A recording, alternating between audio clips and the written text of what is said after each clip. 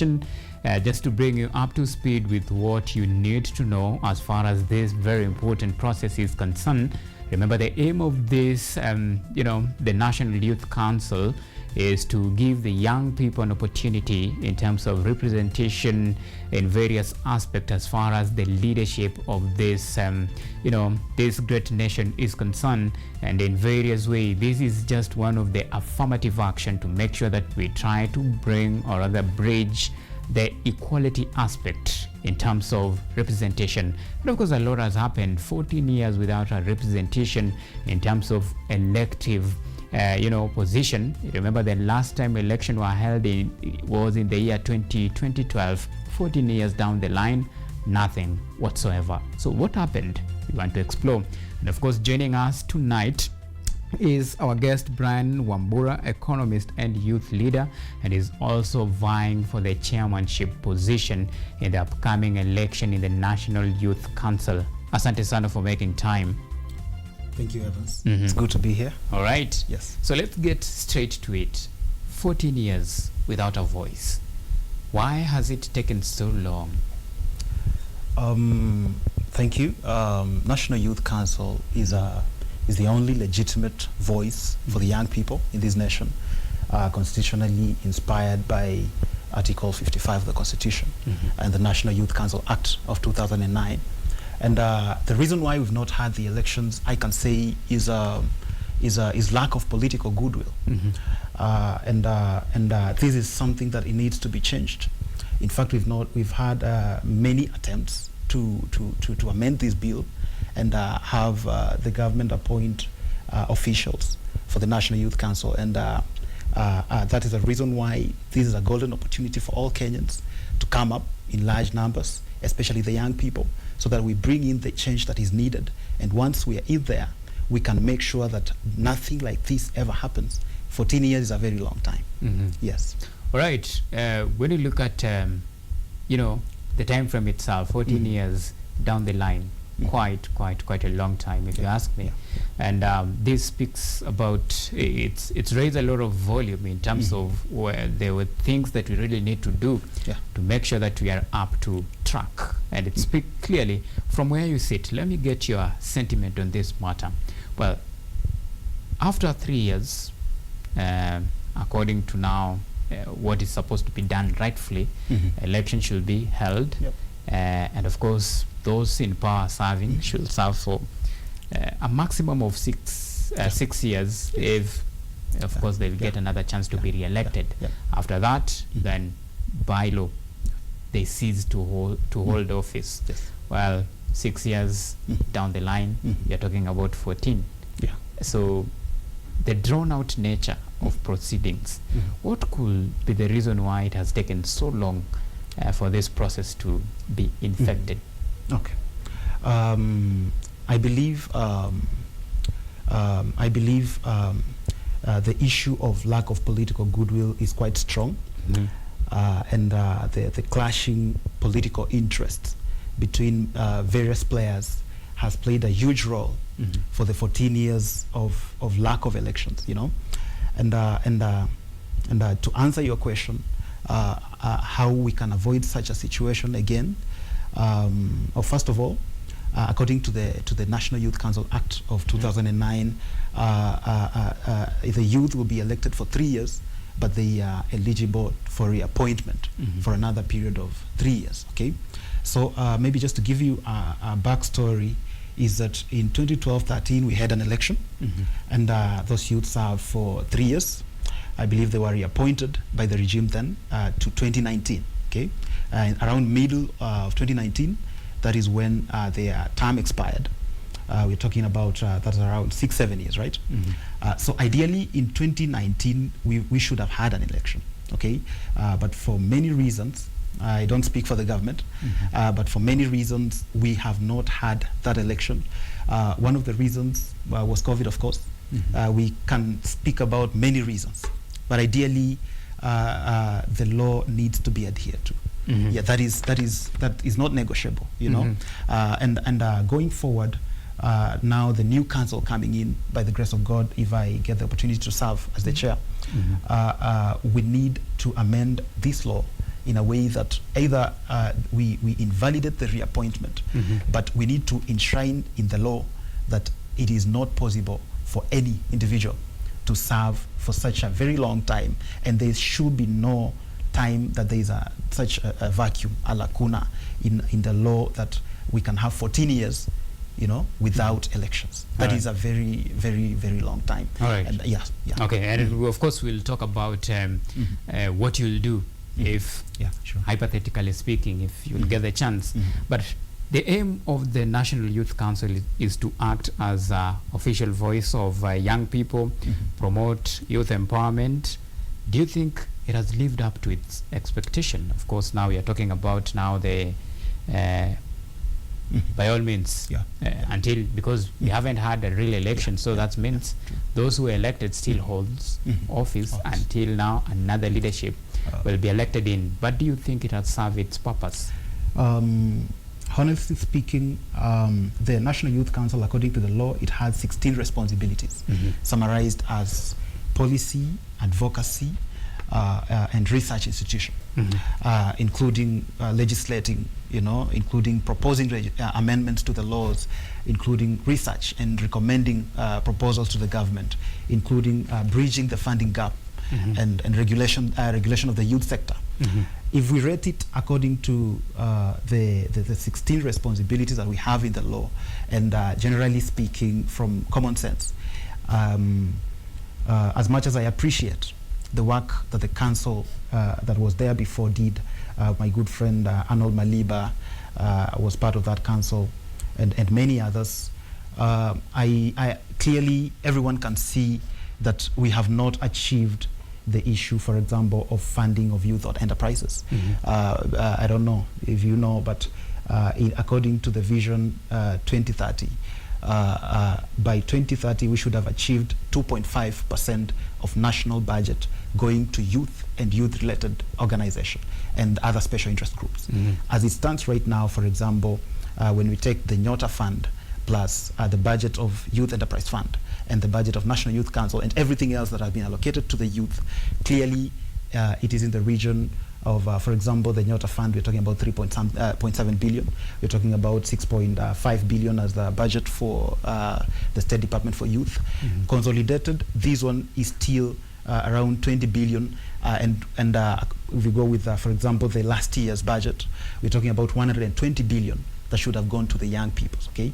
But we are having around 20 billion only going to the young people. And that is one of the things that is quite doable, because we are only 4 years to 2030, right? And we have not achieved the 2.5%. Okay. That is concerning, And from where I sit, I haven't seen any efforts to at least make sure that we are going to achieve this, or conversations.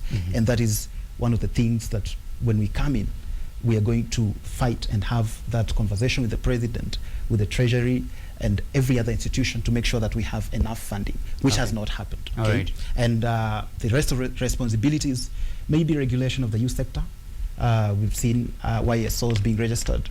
We've seen community-based organizations being registered, which was not there before. And according to the outgoing council, if you listen to them, you see them saying that they have laid the foundation for the upcoming council. Okay. So maybe if we rate them according to that KRI, or rather KPI, we can say that we have not achieved the 16 responsibilities that the National Youth Council is supposed to achieve. All right. Yes. So what is the biggest hurdle that has hindered the intended purpose? I think the biggest hurdle as of now, it has been always the political goodwill. Okay. But after the 2023 June situation that we had in the nation, which also prompted, by the way, in 2007, the situation is what prompted this bill to be enacted. I believe that everyone right now has the goodwill, including the president, the opposition, and the international community, to have the youth on board right now. Okay. And therefore, I believe that this is a very convenient time for us to achieve all those things that I'm talking about. All right. So I believe the hurdle has been the political goodwill, but I believe that right now that is quite achievable. Okay. Yes. So you're in the position of the chairman of the National Youth Youth Council. Yes. What is it about you that makes you a good leader? Thank you for that question. National Youth Council is the sole institution that has the responsibility legally from the Constitution to the Act that can stand up and actually speak up for the young people. And specifically about me, I believe that we've not had an individual with the right skills, a right approach, and the right network of individuals that could actually stand up and represent the young people. I didn't say this, but I have served in the youth sector for a long time. I've been an official representative of special interest groups at the UDA party at some point. I am a seasoned banker, and I've been an economist for a long time. And therefore, I have done my research, and out of my experience, everyone knows that we need something to be done in the area of youth employment, unemployment, employability of the young people. We need something done, as I said, in the area of funding of youth-owned enterprises. We need something done in the area of access to government procurement opportunities, in the area of digital economy, and most importantly also in the area of exploitation of the young peoples. So I have bills ready, I have a blueprint, and I have everything that is needed for us to take advantage of this sole institution that has the legal mandate to represent the young people in all corners of the nation, and specifically to negotiate with the government, with the international institutions, and to have the youth voice, and most importantly, youth empowerment done. Okay. Yes. Many will argue that there is nothing new under the sun for those who are holding these positions. But of course, the agenda was always the same, to fight for the interest of young people, as it should be. Now, you have spoken about the hurdles that are there, the lack of political goodwill. Yes. So you are coming into an office that has a lot of challenges. So what's so new? And how do you plan now to navigate through these monkey waters of politics, the challenges, of course, that are ahead? So I believe that challenges are always there, and especially before 2023 and before 2007, we've not had the political goodwill. But most importantly, we have not had the individuals that have the right skills and approach and know-how, a well-laid blueprint to achieve all the responsibilities. Out of my experience, out of my exposure as an economist, as a banker, and as a person who has exposure in the political corridors, the network, having friends in parliament, having individuals, in the executive, not necessarily siding with any side of the political divide, but rather having the know-how and exactly the definition and the vision of what needs to be done.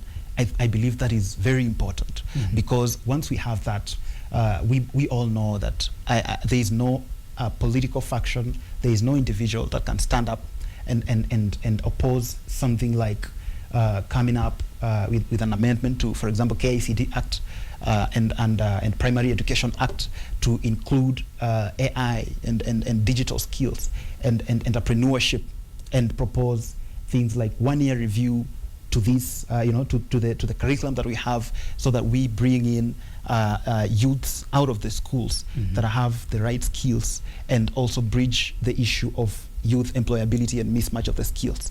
So there's no one that I believe that can stand up against that. And these are things that if you are in the right place, the National Youth Council, you can advocate for this, you can stand up, you can send bills in parliament, and all these things can be done. It will eradicate most of the issues that we are having as a nation. Okay. Yes. And of course, I'll still insist on this. What makes you think you will succeed where many have tried and failed?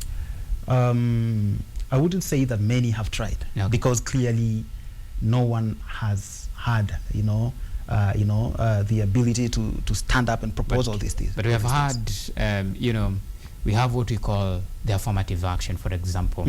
We have the current regime that is, according to their own means, they're really working hard to make sure that at least There is the issue of employability to the youths, trying to bridge the gap between now the employed and unemployed. So again, we are not reinventing the wheel, are we? You're right. I believe that there has been effort, but one thing that you need to know is that the efforts are uncoordinated. Okay, no one has the ownership of all this we are talking about. Okay, for example, you will see the Affirmative Action Fund, you'll see the youth fund, you'll see the executive pulling from their side, you'll see the NGOs. Okay, and that is the exact reason why we had the National Youth Council Act 2009, because we need coordinated approach. If it's holding KICD accountable for review of the curriculum every year, someone has to own up to that, you know. If it is making sure that the youth-owned enterprises, for example, one of the things that I would like to do is to have 1-year credit, tax credits for the youth-owned enterprises. Someone has to, to own up to that, you know, and make sure that this is something that is not only implementable, but also being implemented. Okay, for example, access to government procurement, which is now in the Public Procurement Act. No one is owning up, you know, to that and making sure that government institutions actually are implementing this. For example, in the government review report for last year, it shows that all the 395 institutions of the government did not meet the mandatory 30% procurement opportunities to the youth and the special interest groups. It is at 20%. Someone has to own up to this and make sure that these institutions, whether holding them accountable or changing the law so that it is it can be penalized, you know, someone has to own up to this. That is the key thing, because as it stands right now, no one is owning up to the issue of youth crisis and issues of the young people. All right, because my director is literally screaming on my ears, time is not on our side.